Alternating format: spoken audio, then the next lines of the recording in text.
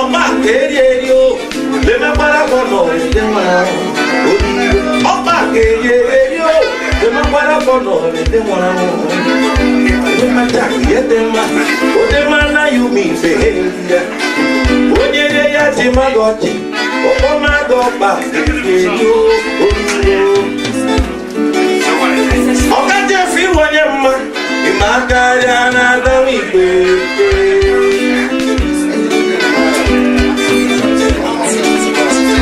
ọ̀gá jẹ́ fi wọ́nyẹ́ mma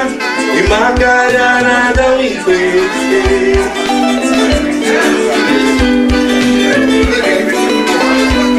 ebúsí ẹ̀mẹ́kẹ́lẹ́ kankẹ́lẹ́.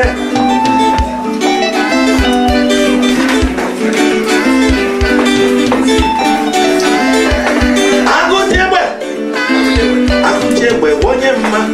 omakari anadamu igwe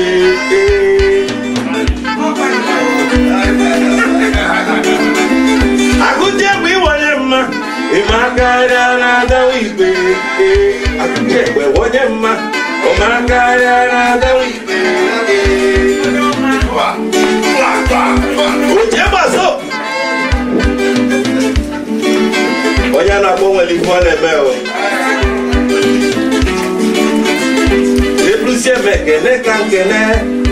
Oroma TV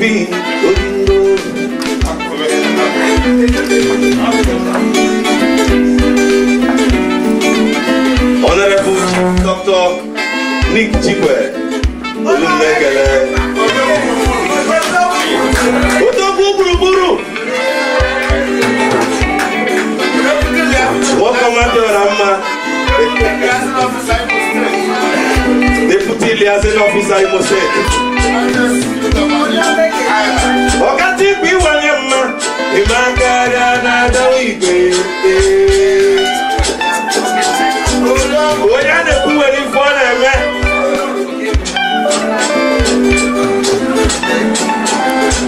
Opa keye yo Lemakara banore de waramu Opa keye yo Lemakara banore de waramu Bacha kugedema idema na yubi behavior onye ya tima boti okoma no gamba ebruze mekene kankele enjoy mo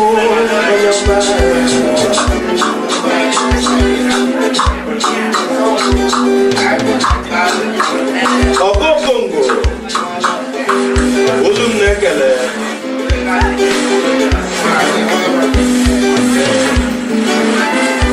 Ekwe me wonye mma Omakari anadawu igwe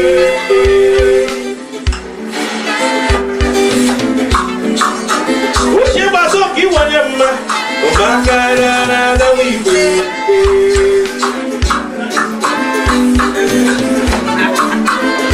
Princess wonye mma Omakari anadawu igwe Ekwe Kionye patera bawe oba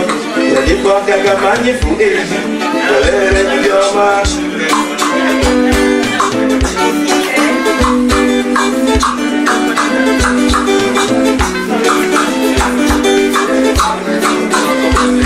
Actress Ipewe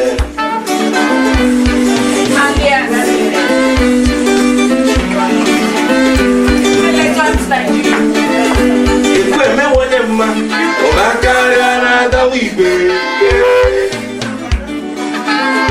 Ọba kéré yo lè má para bọ̀nà rẹ̀ wá wọn